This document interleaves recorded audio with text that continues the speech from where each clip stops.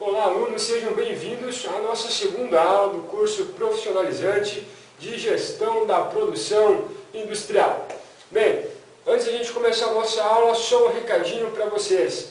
No nosso site, a gente tem o nosso processo de interação com vocês, alunos. Vocês podem entrar lá, deixar um recadinho para a gente através do nosso chat, através do e-mail da nossa tutoria ou também no e-mail lá através do nosso contato. Mas é sempre bom você que é o nosso aluno, deixa um recadinho para a gente lá com a tutoria, que a gente consegue responder vocês de maneira mais rápida e mais fácil também.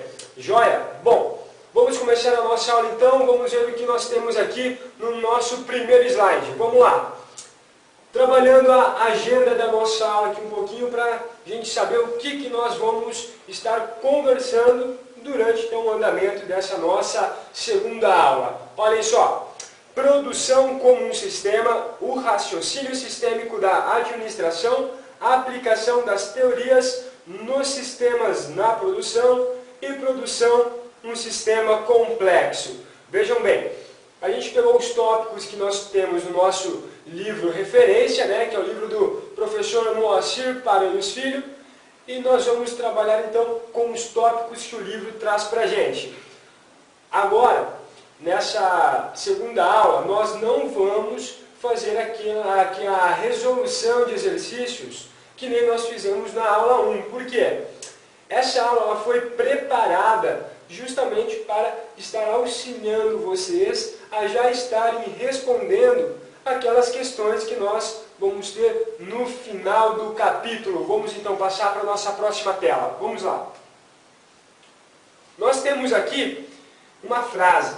Em um sistema dinâmico, todas as partes devem estar perfeitamente integradas para que o todo ou o resultado final seja atingido com sucesso. Olha só que frase bem interessante. Vamos pensar um pouquinho aqui o que é essa produção sistêmica. O que isso quer dizer?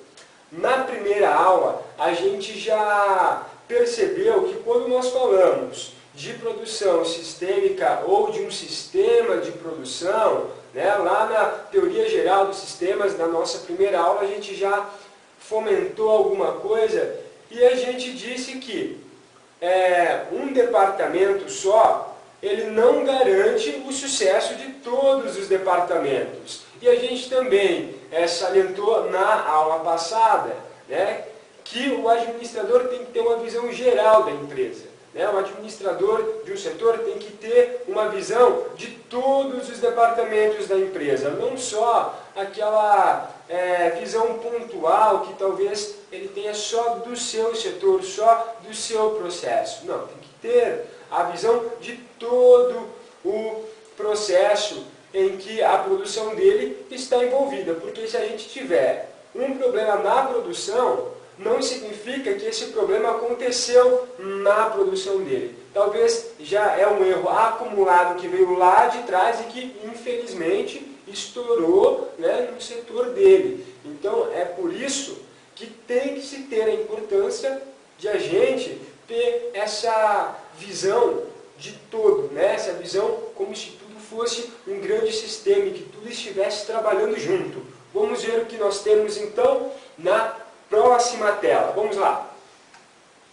Bom, como eu disse antes, a gente tem que ter então a visão de tudo como um sistema. Aqui a gente tem uma figura que diz o seguinte: o fornecedor que nos dá a nossa matéria-prima ou que dá o nosso insumo para que a gente possa produzir. Esse insumo vai cair dentro do meu processo produtivo, vai passar por toda aquela engenharia de produto e vai sair então como um produto ou como um serviço que vai atender os nossos clientes. E os nossos clientes, eles não querem saber como que se passou esse produto, como que ele foi produzido, como ele foi fabricado, qual foi a maneira, o método, em que máquina que esse produto passou. Não, ele quer que o produto chegue à mesa dele com qualidade e um preço justo. Por isso que no meio dessa minha produção eu tenho que identificar todo e qualquer problema para que o meu cliente possa receber esse produto com uma qualidade exemplar, com uma qualidade altíssima e também um preço justo.